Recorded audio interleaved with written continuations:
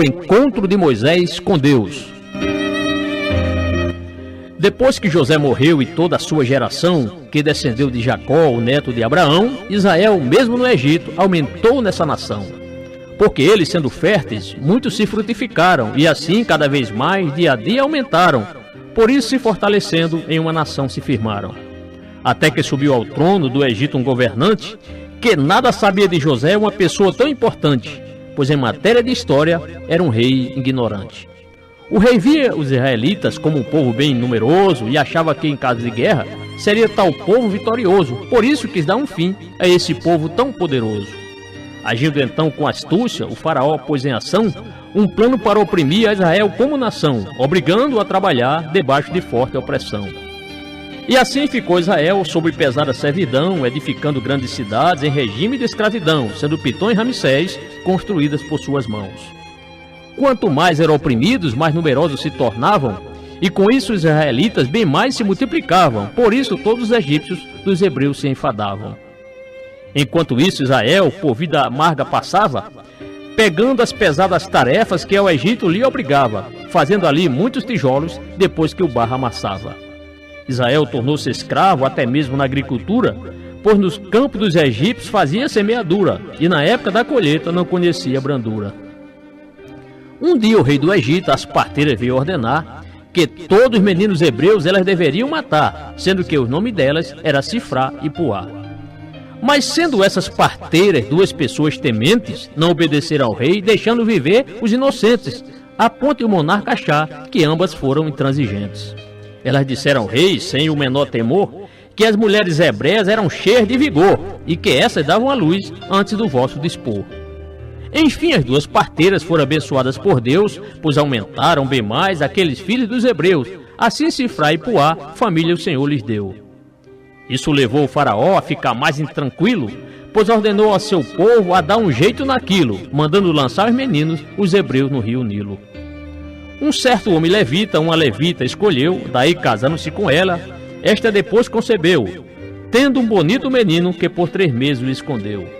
Não podendo mais ocultá-lo, um cesto de junco pegou, e com piche e betume este cesto bem vedou. Depois, pegando o menino, dentro dele o colocou. À margem do rio Nilo, aquele cesto foi boiando, mas a irmã do menino ficou ali observando, para ver o suceder, já que estava vigiando. Quando a filha do faraó foi ao Nilo um banho tomar, percebeu que entre os juncos havia um cesto estranho lá, por isso mandou sua criada aquele objeto buscar.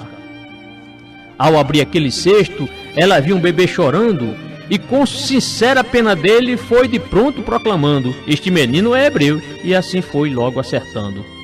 Nisso a irmã do menino aproximou-se a perguntar: uma mulher dos hebreus queres que eu vá chamar para criar o menino e a ele alimentar? A filha do faraó com essa ideia concordou, entretanto a mãe do menino, a princesa salariou para cuidar do bebê que no Nilo ela achou.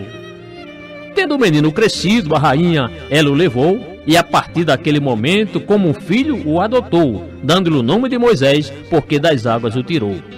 Sendo Moisés já adulto, foi até onde estavam os seus irmãos israelitas para ver como trabalhavam, e ali viu as pesadas cargas que seus manos transportavam. Percebeu quando o egípcio espancava um hebreu, então pensando que estava só, um homicídio cometeu, pois matou o espancador e na areia o escondeu.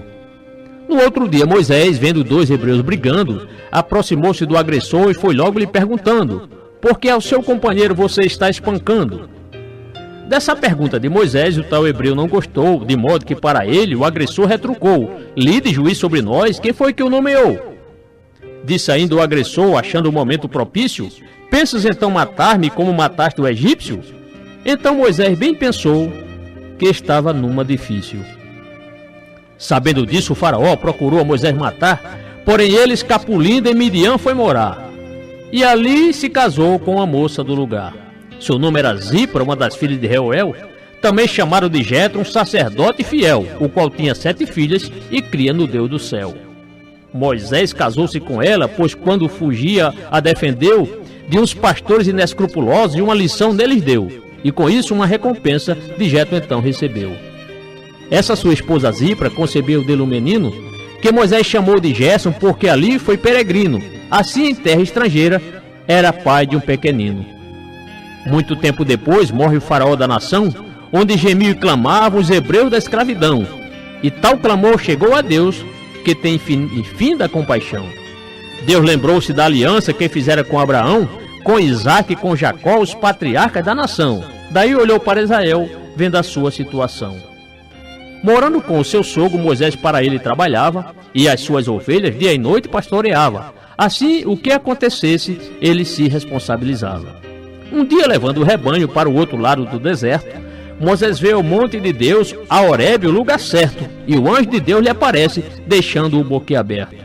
Pois no meio de uma sarça, uma chama de fogo saía, e embora estivessem chamas, a mesma não se consumia. Mas o anjo do Senhor dentro do fogo permanecia. Moisés, estando curioso, pensou de modo correto, porque a chama não se queima, vou ver isso bem de perto. Até que no meio da sarça, o Senhor chama-o no deserto. Moisés, Moisés, ele respondeu mesmo aqui, não se aproxime, veio o Senhor ali pedir. Tira as sandálias dos pés, pois santa é esta terra daqui. Deus lhe fez de imediato uma suprema declaração. Eu sou o Deus de seu pai, o Deus de Abraão, o Deus de Isaque e de Jacó, os descendentes da nação. Deus disse que tinha visto de seu povo a opressão cometida pelos egípcios, pelos feitores dessa nação, mas que desceu para livrá-los lá da casa da servidão. Um lugar de leite e mel Deus prometeu para os seus, a terra dos hititas, dos cananeus e dos amorreus, e também destes três povos, ferezeus, heveus e jebuseus. O Senhor instrui Moisés para ao faraó se apresentar, pois o povo israelita Deus queria tirar de lá. Mas ele diz, quem sou para que ao faraó eu vá? Eu serei contigo, e isto por sinal será, de que eu te enviei, pois quando tirares de lá, o local é neste monte, que o povo me servirá. Moisés pergunta ao Senhor o que deveria responder, caso o povo lhe perguntasse como é o nome desse ser, qual seria a resposta para Israel oferecer? Eu sou o que sou, e ainda disse mais, aos filhos de Israel, desse modo então dirás, eu sou me enviou a vós, assim falou o Deus audaz. Mandou o Senhor dizer para esta mesma nação, que o Deus que enviara era o Deus de Abraão, o Deus de Isaque e de Jacó, de geração em geração. O Senhor disse que Moisés reunisse os anciãos, e a eles expusesse que o Deus de Abraão, de Isaque e de Jacó, viu o seu povo em aflição. Dissesse a eles também que Deus prometeu tirar o seu povo da servidão e uma boa terra lhe dar, que emanava leite e mel, portanto, boa terra para se plantar. Deus disse que as autoridades a Moisés atenderão e que fosse ali com eles ao faraó da nação, dizendo que por 3 dias no deserto sacrificarão. De uma coisa importante, Deus deixou Moisés a par, quando disse que o rei do Egito não os deixaria sair do lugar, a não ser que com a mão poderosa forçasse a saída de lá. Mas Deus, agindo com sua mão, aos egípcios feriria, com todas as maravilhas que ali realizaria, e só depois de tudo isso, Israel de lá bem sairia. Deus faria com que os egípcios tivessem boa vontade, de modo que para Israel dariam em grande quantidade objetos de prata e ouro e roupas de qualidade. As próprias mulheres hebreias essas coisas pedirão, às suas vizinhas egípcias e nos filhos e filhas porão, e desse modo os hebreus aos egípcios despojarão. Cessando Deus de explicar, Moisés fez uma argumentação, admitindo a possibilidade de o povo não lhe dar atenção, alegando que o Senhor Deus não tinha lhe aparecido não. Mas o Senhor lhe perguntou, o que é isso em sua mão? Uma vara, responde ele, joga então no chão. Disse ali o Senhor Deus, o amigo de Abraão. Moisés cumpriu essa ordem, pôs a vara no chão, jogou, e eis que para seu espanto em cobra ela se transformou. Mas ele fugindo dela, o Senhor Deus lhe ordenou, estenda a sua mão e pela cauda pega a serpente. Daí Moisés isso fez, mostrando ser obediente, e logo na mesma vara tornou-se ela novamente. Isso é para que creia que o Senhor lhe apareceu, o Deus de seus pais e de Abraão, o hebreu, o Deus de Isaque e Jacó, os pais do povo judeu. E mostrou Deus a Moisés que não estava de prosa, coloque a mão no peito e obedecendo a voz ditosa. Quando ele a retirou, viu que estava leprosa. Mas Deus manda que Moisés levasse a mão ao peito, e de novo obedecendo, porque a Deus tinha respeito, viu que esta ficara sã, pois Deus tinha a lepra desfeito. Se eles não acreditarem, não lhe dando atenção, ao primeiro sinal, no segundo acreditarão, e se ainda não cresce, Deus lhe dará outra instrução. Um pouco de água do Nilo você então tirará, e na terra seca do Egito você a derramará, e essa água derramada em sangue se transformará. terminando Deus de explicar este seu plano ousado, Moisés ali diz ao Senhor de que fala era pesado, talvez achando uma desculpa para não cumprir o determinado. Quem deu a boca ao homem? Quem o mudo ou o surdo fez? Ou o que vê ou o cego? E completou o Rei dos Reis: não sou eu o Senhor? E disse-lhe outra vez: agora pois vá, e eu estarei com você. Assim o que hás de falar, ensinar-te-ei o que dizer. Porém Moisés pede a Deus para outra pessoa escolher. Vendo o Senhor que Moisés relutava na missão, irou-se ali contra ele devido à sua ponderação. Foi quando Deus mencionou o nome de Arão, seu irmão. Disse Deus a Moisés que Arão lhe iria ajudar, pois este falava bem e já vinha para o encontrar. E quando ele visse o seu mano, muito iria se alegrar. Você falará com ele para mostrar-lhe o que dizer, e quando vocês falarem, eu lhes direi o que fazer, pois eu estarei convosco. E concluiu o Deus de poder. Como Deus fala ao profeta, tu falarás a teu irmão, pois ele será o seu porta-voz diante da população, e com a vara farás os sinais, por isso a leve na mão. Tendo ali o Senhor Deus terminado de falar, Moisés de pronto resolve à casa de Jetro voltar. Chegando, disse ao sogro que ao Egito ia retornar.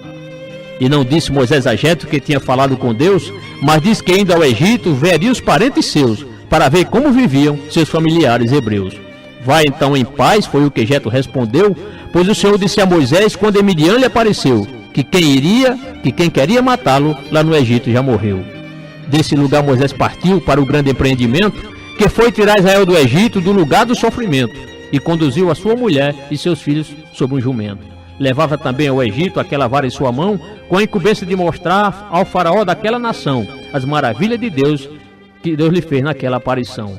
O Senhor disse a Moisés que iria endurecer o coração do faraó de forma a não ceder, para não deixar o povo ir e o culto a Deus oferecer. Alertou que ao faraó Moisés deveria avisá-lo que Israel era seu filho e era para libertá-lo, para que um culto a Deus pudesse ele prestá-lo. Caso esse soberano não quisesse liberá-lo, ao seu primogênito o Senhor iria matá-lo, e assim Moisés parte para o faraó avisá-lo. Quando ao longo do caminho, em uma estalagem chegou, bem ali o Senhor Deus quase a Moisés matou. Foi onde a sua esposa Zipra a seu filho circuncidou. Passado esse momento, o Senhor Deus o deixou e manda logo Arão ir, e no deserto o encontrou, a Moisés o seu irmão, e com um beijo o saudou. Moisés contou a Arão que Deus lhe tinha mandado, e também lhe deixou a par dos sinais por ele mostrados. Assim o plano de Deus estava ele bem informado. Quando Moisés e Arão ao Egito ali chegaram, eles já de imediato as autoridades convocaram, e diante dos israelitas os sinais de Deus mostraram. Estando o povo a ouvir que Deus entraria em ação, creram eles no Senhor, curvando-se em adoração, já que ele decidira livrar-os da opressão. A sequência dessa história em versos continuará, e a partir de Êxodo 5 poderás acompanhar, onde Moisés e Faraó, frente a frente, hão de estar.